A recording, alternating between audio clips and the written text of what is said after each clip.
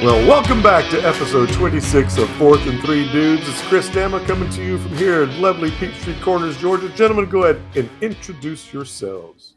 Chris Burnett, St. Mary's, Georgia. I'm Cord, and I really don't know why I'm here, but We don't know either. I know. I'm just here to be the third Hollywood Square. In the middle. In the No, middle. the bottom. You guys always put me in the basement for some reason. The bottom middle, right down Sons there. of bitches. So, hey, man, Sons of it's bitches. all good. But well, let's go ahead and talk about what you're drinking. I went ahead and went with a Milk? It's a hazy vodka tonic. It looks like milk. I put some lemon juice in it, so it gave it a nice little haze. So A hazy Anyway. vodka tonic. I'm a beer guy, so you need hazy things. So anyway, You got a hazy Maker's Mark and ginger ale. Surprise. you're not hydrating today. We're filming You today guys early. took forever to get here. That one was empty. And since I got nothing to lose, Oh Lord, yeah, you going Dragon in for milk. the- in homebrew roulette. Oh, don't even know. Oh, had a little bit of a hiss. I heard. Did you hear that? Yeah, Little just a bit. slight one. Let's see what it looks like. No, it looks like it's dead. Womp, Oh, Yeah. heartbreaker. Ooh, that's going to go down like a stale coat. womp. Yeah, well, that's all I can say about that. Kind of like Oregon State season. Mm. Damn, you beat me to it. Oh, don't hurl on air. Are you gonna actually take a sip? That tastes like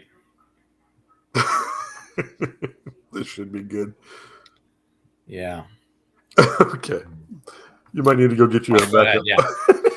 yeah. All right. Well, One it at a was. It was a. Oh my goodness. Cord might have to go back and get a nurse for this one. But No, anyway, I got a bucket nearby. I'm good. okay, good. All right. Well, it was another crazy game for Georgia against Auburn. But I mean, should we go ahead and just talk about Oregon State real quick and get that thing out of the way there, Cord? Or do we want to? No, that's the highlight. That's the highlight. All right. We'll just get right Oregon. on in. I mean, how about them Ducks? Oh, well, we'll get to them. We'll get to them. That's a little your bit later. that's your highlight. That's That's my your- that's what I was talking about. No, I'm talking about the Oregon State game, baby. Oh, well, if you want to, we can start off with the bad and the ugly and a little bit of good. Yeah. But the nightmare continues. At this point, we're losing about one coach per week. Special teams is still not fixed. I was watching it, and field goals. The whole left side of the O line just collapses, just like Mount St. Helens. Kickers never got a chance. They finally let go our coach, Trent Bray. I mean, he was a good guy, played there. Everyone loved him. They have our interim coach as Rob Akey, who has he came here, I think, from he's been bouncing around. He played at Weber State and coached at the Vikings and the Redskins and Florida and Washington State. So he's really bounced around. He was head coach at Idaho. He seems like a real good guy, a players type coach, but his head coaching record is 20-50, so he'll fit right in, I guess. Or Bray got fired. He was like a special assistant to defensive line. Oh, wow. Is what they had him as. An analyst. Dang. Yeah, Okay. he came from Central Michigan in 2024. Gotcha. So I guess he was probably the most logical choice because of his former head coaching experience. Yeah, it seems like a nice guy, and him and Bray really got along well. Right now, there's I guess when Bray got let go, it might have had something to do with me and Nama being on the field at App State. Who knows? Oh goodness, we Now didn't mean to there's already cause that. chatter about players jumping in the portal because the head coach is leaving, and watching the game, it was kind of hard. A couple things.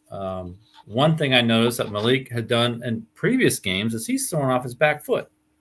If you look at Gunnar Stockton, he throws into it like he's, throwing a baseball like 100 miles an hour. And when there's no one in his face, he'll go back and throw back. And I was thinking about that App State game. Well, they were, first and goal on the 5 or something like that.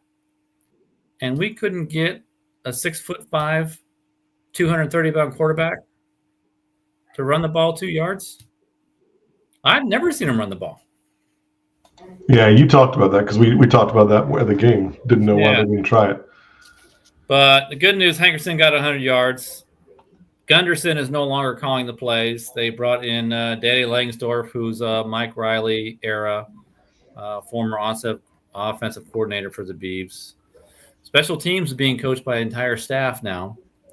And we scored the same amount of points as Wake Forest did in the second half. So if we just played the second half, it would have been a tie, 14-14. And then we're still tied for first place in the Pac-12. Always a bright spot. Well, that's always that's what Georgia does. Just play the second half. Yeah. That is the truth. Oh, that's a good segue. Speaking of the Dawgs. Segue. Yeah. Yep.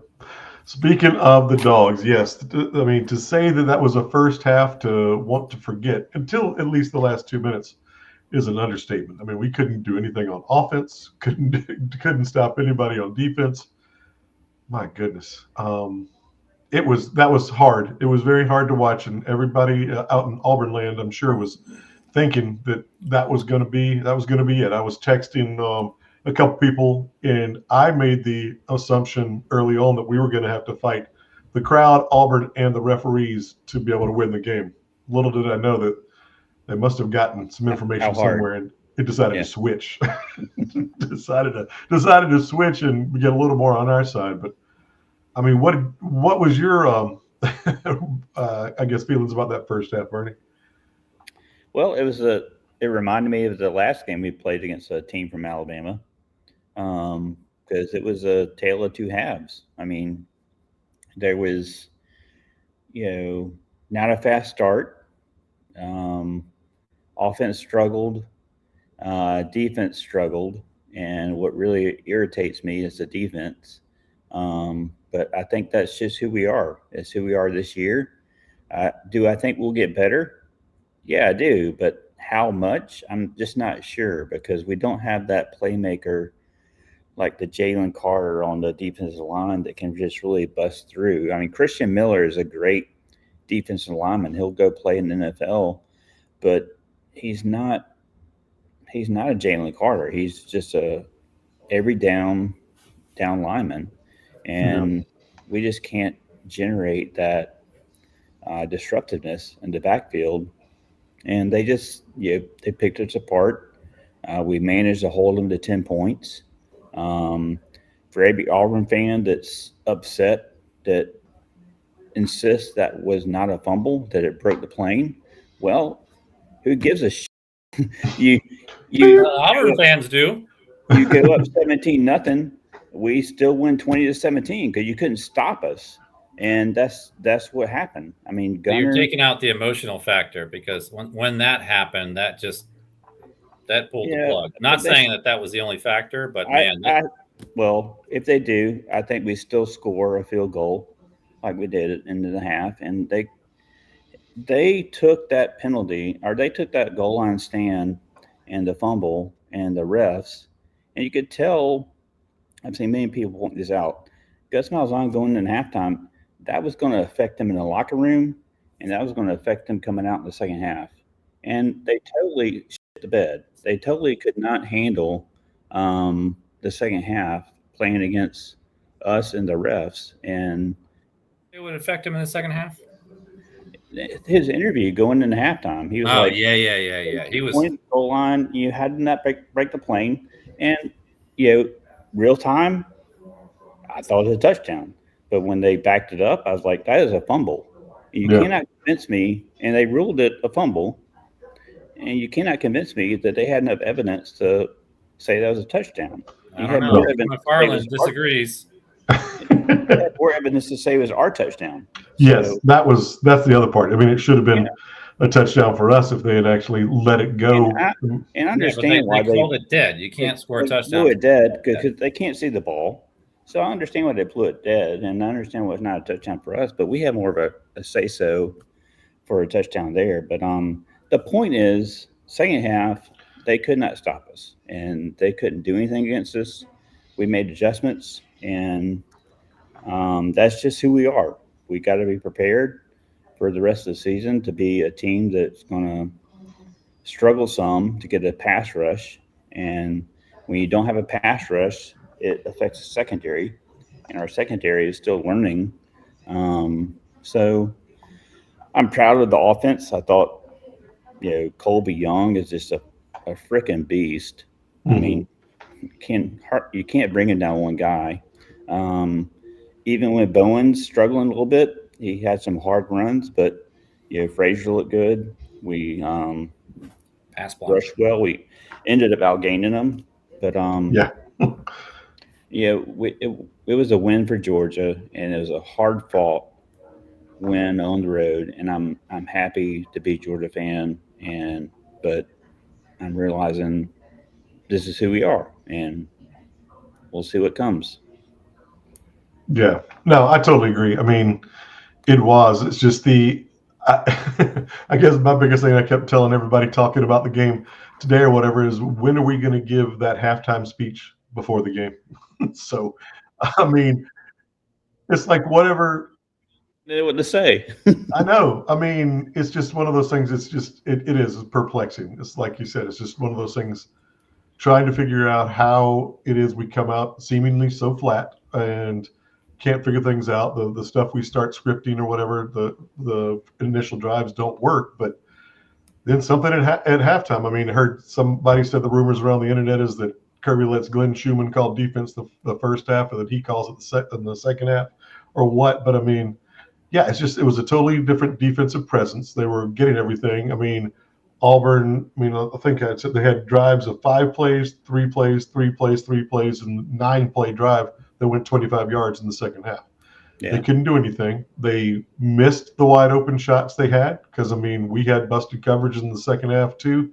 They had a touchdown, but Jackson Arnold overthrew that ball. I mean, he had another easy completion for a first down on a 3rd and short and threw it in the ground. And they had that 4th down play that, I mean, he launched the ball over that guy's head on a little lob pass that, I mean, if they converted those, I mean, they had plenty of opportunities. Yep. And we took advantage of the opportunities that we had, and they were not able to do so. So I think it goes back to something we talked about last week is that, we don't have those NFL guys, and Kirby and Schumann are used to coaching NFL guys, and they have to adjust to that. That's a coaching change they have to make, and it's all on Schumann. Everything goes through Kirby on defense. I don't see a situation where he says, "Okay, you got the first half, I got the second half." And so I agree with you, Nama. That is not going on. We know Kirby is not that type of coach. He is hands-on, especially on the defense, and so I think it's an adjustment for them to have a defense. C.J. Allen had a great game. Raven Wilson had a great game. We just don't have that player up front that can help the secondary to, cover completely and guys get open. So again, it's who we are, and we've got to be prepared to go the rest of the way and see what we got, see where we get. What have you seen, Quarter? You need to record those halftime speeches and play them the next week before the game. Yeah. That would solve your problem, because how you beat Georgia is you play your ass off the first half because they're not going to do anything. Or Georgia, was it quarterbacks always score on the first drive or something like that this year against Georgia? And then you hope you have a big enough lead at halftime because Georgia's coming back and they're making adjustments and they're going to shut you down. Isn't that what Alabama did? Yeah, I mean, Alabama got out to the quick start. We couldn't do anything, but yeah, I mean, we've held Alabama scoreless in the second half. We held Auburn scoreless in the second half. Kentucky got the one late touchdown in the second half, I think, on us on our second string. I mean, we held them to, I mean, what was it in the second half? They had 48 yards in the entire second half. So there's Is the all we Achilles allowed. heel. Yeah. So I think it comes down, piggybacking off of that point. I think it comes down to the offense, because the offense is put together, and if the defense is going to struggle to get in line with the game, they have to give them time to make adjustments on the sideline in the first and second quarter by controlling the ball. And we've seen against Alabama and Auburn both that the plays from scrimmage greatly favored the opponent. I think Georgia had 14 plays going into that final couple minutes in the first half, and then we doubled that. But I mean that's crazy. It was the same thing against Alabama. Auburn couldn't convert a third down until Saturday night, and I think that's a defensive problem, but it's a team problem, because you have to have an offense that can control the ball, give the defense time on the sideline to adjust, and have time with the coaches and with the captains and all of that to make the adjustments that they need. So I think, I mentioned earlier, I think we'll get better. I'm not sure how much, but if that's going to happen, somebody has to take the reins, because if the defense can't do it, then the offense has to be able to step up and start to move the ball, move the chains, and eat up some of that time of possessions to give our defense a rest. Yeah, Georgia only had like 80 yards rushing for the entire game. Right. We're about to try to control the ball. I mean, that's we barely outgained them. Yeah. Yeah. Which I'm surprised. I mean, again, we had 20 yards in the first half until that final drive after the fumble. I mean, 20 yards. Well, gotta go. Hey, but I mean, again, that's the other thing too. It's like, I mean, everybody Oregon State needs help. doesn't like the dink and dunk and whatever, but they also, I mean, Auburn has a very good defense, and I think that he adjusted because he had to get the ball out of Gunner's hands very quickly. So it was a lot of, I mean, again, instead of testing the outside, they finally realized we needed to work in the middle, and work in the middle, and then hit some of those quick swing passes and get the ball moving up the field. But our guys were making the first person miss in the second half. So that was huge. And that last drive we had that was over 8 minutes long, I mean, just chewing up the entire fourth quarter, basically, or in over half of the quarter. And that's was Georgia amazing. football. That's what we know, right? Yeah. Yeah. I mean, so again, it is going to be that. We're going to sprinkle in an explosive play every now and then, I think. But, I mean, taking the downfield shot. But, I mean, the one other thing, after Gunner took that, the one that whatever the McElroy said, that he got hit in the middle of the chest when he got freaking concussed on that last drive of the first half. After that, he was trying to throw the ball through people. I think we had texted or talked about that, was just the fact that he started rifling everything in so fast because he was afraid. It's like he knew he had to get it there in the smallest window possible. But once he started taking a little bit of speed off of it, he was getting it. All his receivers could handle the passes, and they started doing a whole lot better, just moving the ball more efficiently down the field. And I think, like Cord said earlier, I mean, that's who he is. And I mean, the kid's so freaking tough. I mean, I don't know how he wasn't knocked out on that play. Just, he's so freaking, he can take a hit, and I think he gets better with him. The more physical the game gets, I think the better he gets. So, yeah, I agree. He was amped up and was like throwing through people. But, I mean, I think the game slows down with Gunner the more he runs and even takes a small hit out of bounds or whatever. That's kind of what we did to see early on to get in a rhythm. And hopefully he's not throwing through people like you're saying. And he's, got a little bit more touch on, not touch, but just less velocity and making the reads a little cleaner, I would say. But I hate to see him take those hits because that was freaking brutal. Yeah. He was. He was getting. I mean, I don't know how he was able to to stay in the game. I thought they would have had to. Maybe they should have pulled him out to check him. But I mean, Yeah, it's like the Texas game, SEC championship game. I mean, he was like knocked the hell out, and I was like, how is he not, on the ground and in the tunnel? But yeah. I mean, that's who he is. So here we go. Yeah, and I heard him. He was on an interview on 680 The Fan this afternoon, and I mean, he's just so matter of fact and everything. And like I remember, I think it was Matt Chernoff was on there talking to him. He's like, Gunner, he goes, I gotta be quite honest with you. It sounds more like I'm interviewing a 40-year-old man who's got a 401k that's all in place than I am interviewing a 21, 22-year-old college quarterback. So and a 40-year-old F-150. Yeah, yeah. So, but he likes driving in his truck. Yes, and I saw Court doing the hand signals earlier about with the timeout, not timeout. What was that about, Kirby? Oh goodness! They were clapping. Who was? Auburn to simulate the start of the play, and the rest would have called that. Well, they didn't. And you guys saw it? I didn't see that. Not until they replayed it, not until I rewatched it, especially because I think he probably should have been penalized. I agree with that. But when you go back and watch it, they were definitely clapping to simulate the start of play, and that should be a penalty. So I think that crowd was extremely loud at that play, and you could see, I think Gunner was jumping up and down trying to get the ball snapped. Yeah. And that's but they were doing the same thing. And so I think my guess is he went to call a timeout, realizing they were in trouble, and someone called down and said they were clapping because he has a headset on and he has eyes in the booth, and they probably said, they were clapping, and that's when he made his argument, and that's when it reversed back to where it should be, because they should have been penalized because you can totally hear it.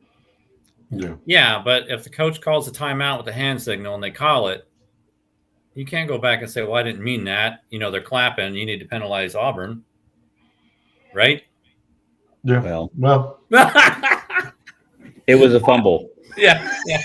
Hey, you know what? Oh. At the end of the day, I think Georgia still had a timeout left at the end of the game. Right. They took one to the bank. You're right. Yeah, that big 26-yard play down the 1-yard line, Cash brought that back for him. So at the end of the day, it all washed out. That was the makeup call. That was a makeup call for his head is in front. I mean, this right. is God. that was a makeup call for the non-timeout. So, absolutely. And then we missed the field goal. So I thought it was a good points. Hit. I'm all about fullbacks crunching linebackers, not even seeing it, hit them in the ear hole. That's what we used to do. Yeah, but we didn't get any points off of that drive. So, but anyway, no skin. Again, we'll this game will probably be called the fumble in perpetuity or something. So, but there were a lot of other good games that happened this weekend too. So, one of them involved, the Oregon, like you talked about, the University of Zero. Goodness gracious, that was a great game. Oh my goodness. No natty for you. No natty for you. So, man, Indiana's for real. They are. They are for real. I didn't realize how good they were. I was hoping they would derail Oregon, and at home I was like, well, it might be a 7-point game, but man. But then again, Oregon's consistently overrated year over year. I mean, this year all they're playing is Penn State. Whoops. Almost lost to them in double overtime. They got USC and Thanksgiving, and then they got Indiana. Those are the only ranked teams that they had. Yeah. They're not going to play Ohio State. They're not going to play Michigan. So, and I don't think Indiana plays Ohio State. So if those two teams went out, Oregon will be third. Yep. No, it is. It's crazy. They do seem to be one of the most, if not the most complete team. They've got a good defense. They've got Mendoza on offense as their quarterback. He's been doing really well. A solid running game. They good decisions.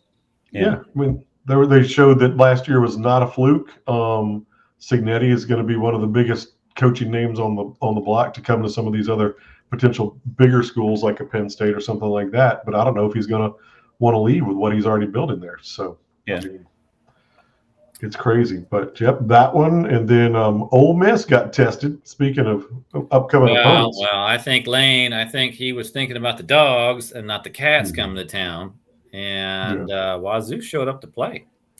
They did. I bet Lane was thinking about Wazoo, but I'm not sure the players were, and that's on Lane.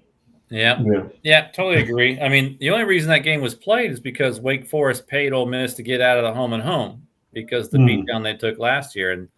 And we'll just go to Oregon State and go play up there. That'll make us feel better.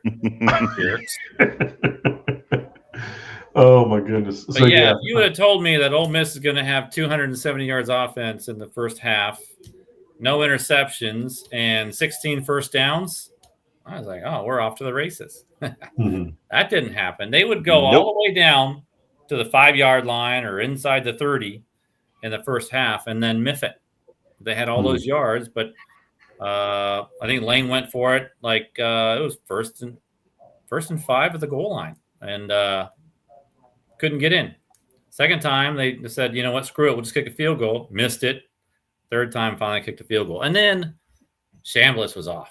He was throwing behind his receivers coming across the middle. He was missing open receivers in the end zone. So he did not look like the invincible quarterback of the last 3 games. So, he was really off. But, man, thank goodness for they got Keywan Lacey from Mizzou.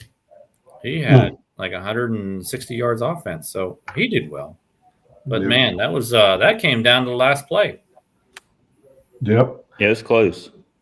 Speaking of Mizzou, they gave Alabama all they could handle and a little bit more. So, but Alabama was able to beat them 27-24 in Columbia, Missouri. But I think Missouri also showed that they are a team that can be reckoned with, and I mean with their remaining schedule coming up, I think they've got a really good chance to potentially finish out the rest of the season without a loss. So it'll be interesting to see what they do. Well, I mean, look at the SEC. You got Mizzou, you got Bama, you got Georgia, Ole Miss. You got Ole Miss, Texas A&M, you got A&M, LSU. It's not like in the past Texas where you have one dominant team cruising and everyone else, kind of losing 1 or 2 games. Anyone can win it now. No, yeah. I mean, again, I think that is you no longer have these teams that like the Georgia of 21 and 22 in the Alabamas before that, where you have a team that can be dominant, be loaded up, and then stay that way. Everybody's 1 injury away or whatever from being into what would be their 3rd string or 4th string in past years. It's just going back to my point about the defensive line at Georgia, because we had guys that have been there for 3-4 years and established, and now that doesn't happen. A guy feels like I should be getting reps, and I only got 32 snaps on live TV, not even total season, live TV. I'm going. So that doesn't happen. And that's where we are today. It's just a lot more parity. And you can make an argument that's a good thing, but I don't know. Well, that's an off-season topic we'll have to discuss. Yeah, I mean, I think it's just until something's changed and then until they fix these rules with how you can transfer and jump around. I mean, they've made the one portal and everything now, but until players stay with teams, if they get put on under contract, like they're NFL players or whatever, you're not going to be able to develop those things because, again, the defenses take 6, 7, 8 weeks to actually work or to gel as a unit because you've only got 3 or 4 of your starters from the previous year coming back. And you're trying to plug the holes get kids, again, that are great, but don't necessarily know how to fit in or know what a coach wants them to do. So the portal opens the end of the regular season? It opens up January 2nd and closes January 16th.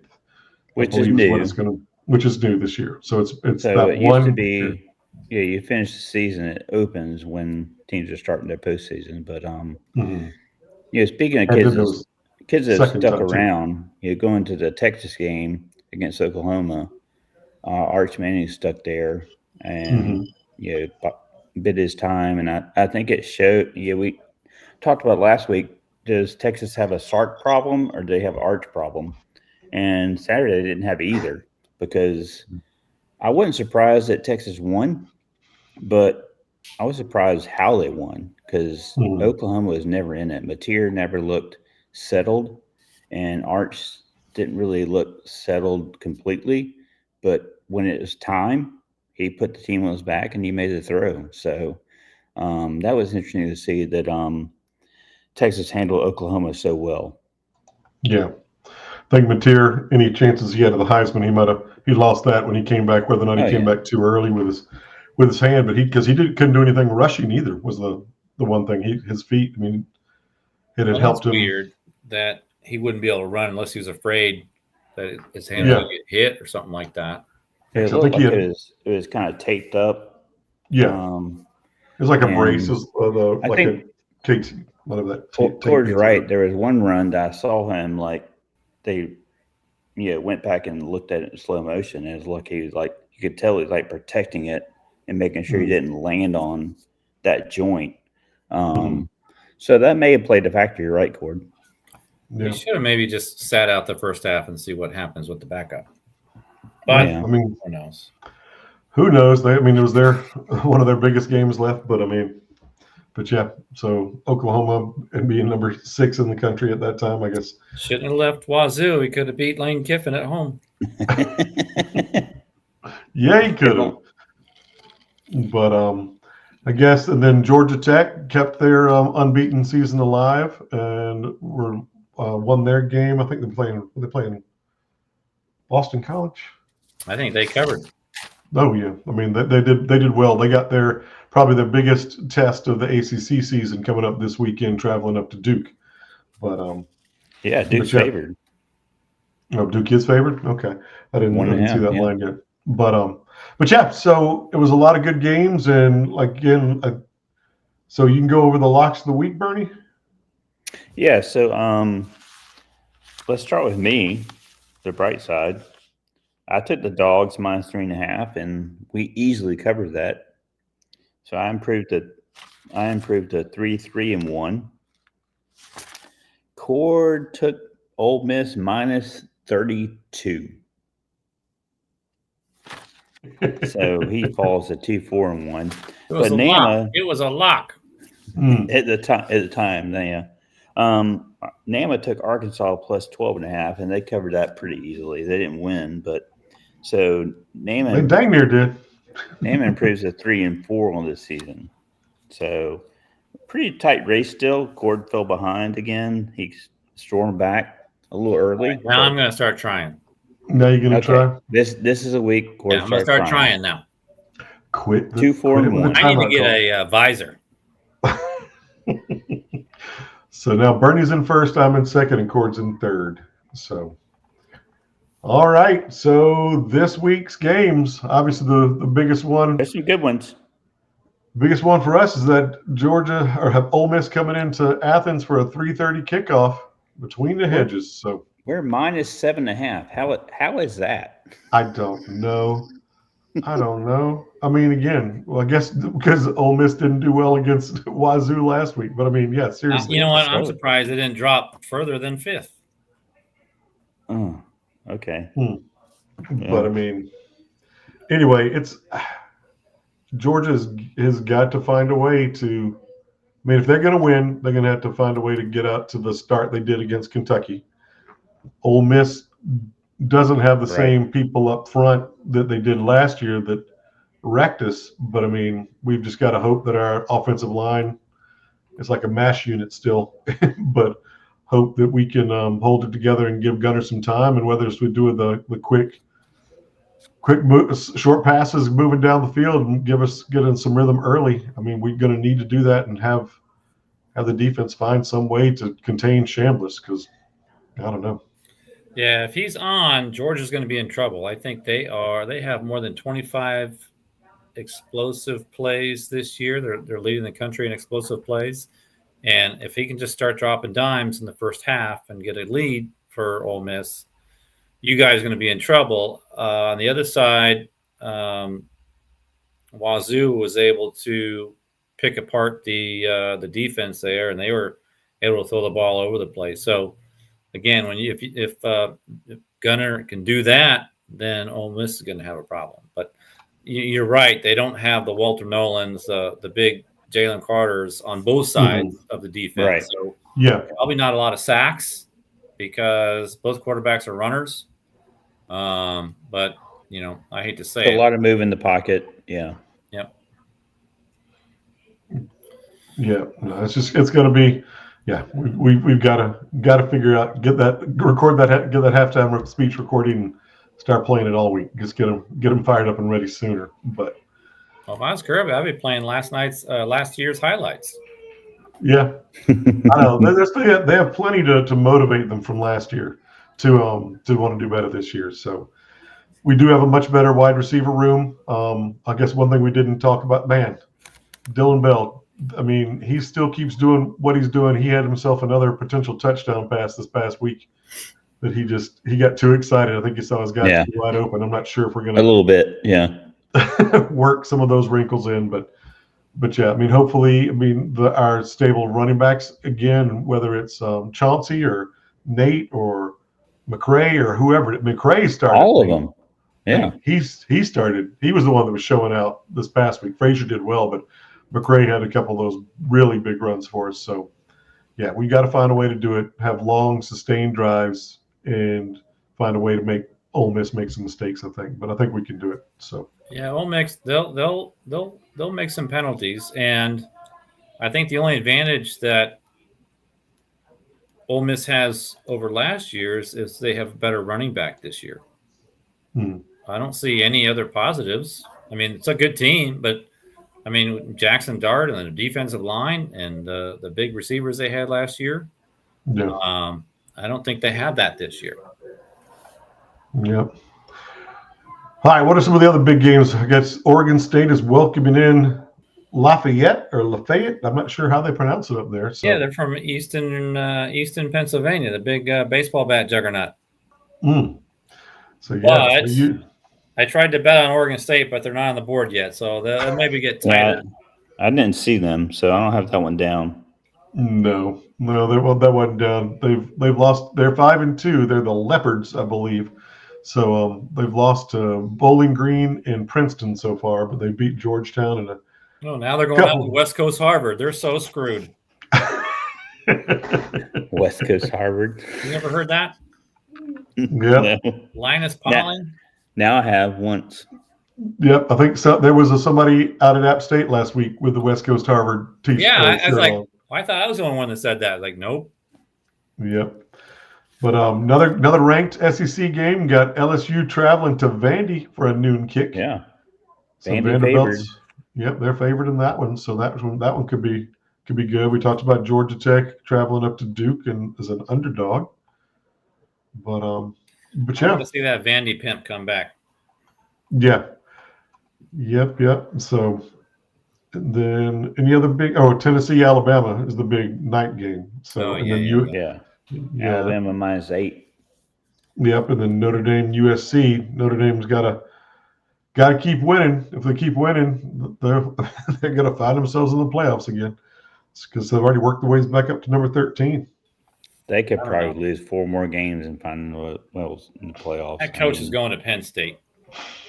Then Missouri travels to Auburn, see if they can continue the misery there before Hugh Freeze, not Gus Malzahn, as Bernie referenced earlier. But whatever. They're interchangeable. I know. I was like, Bernie made a coaching change for them at halftime. So Gus at Florida. Yep. So all right. Well, let's go ahead. I guess we need Florida State. Florida State. Hugh Freeze is a lot more sleazier. So I guess I go first. So I'm down to. I was looking at UVA because Washington State, who took Ole Miss to the finish line, they go to Charlottesville, and UVA is -17.5, and they're my darling this year. But I think I'm going to go Texas A&M minus 7.5 at Arkansas. That's a 3:30 game, and Why I is know. that spread so small? Because the Fighting Petrinos, baby. Oh, yeah, Petrino scored some points. I'd say They showed some life, but Yeah. I think Texas A&M they want to take the next step and keep themselves in the discussion. So I'll go Aggies. All right. Cord, what you got, buddy? Well, I am actually going to West Texas this week, and Texas Tech -9 over Arizona State. With Texas Tech's offense averages about 558 yards per game, number 1 in the country, and they're balanced, 325 in passing and like 235 in rushing a game. So Texas Tech, what was the line? At -9. So what Texas Tech did to Utah, and then Utah turned around and did the same thing to Arizona State, mathematically, it should work out very easily. Mathematically. Oh, goodness. All right. Well, man, I gotta stick with the way I did it last week. Find a team, pick them, and go the opposite way. But I don't think I'm gonna do it. While you're thinking, let me give a shout out because Thursday night, Tulsa, who was an early favorite to be the Group of 5. Big Group of 5. They are a 17-point dog at Cousin Kate's, East Carolina. And then Georgia State Saturday night plays at Georgia Southern Night State. Georgia Southern is a 7-point favorite. So shout out to some co-host. Wait. Cousin Kate and went to ECU. Yeah. Did you not remember? She talked about it. Jesus, okay. I know her major, but I didn't know she was a pirate. You're not. You're obviously going to be. What was her major? Communications. Okay, good. She would have been a great football player. That was my point. ECU -17 and Georgia Southern for Ainsley -7 against Georgia State. So yeah, Nama, what do you got?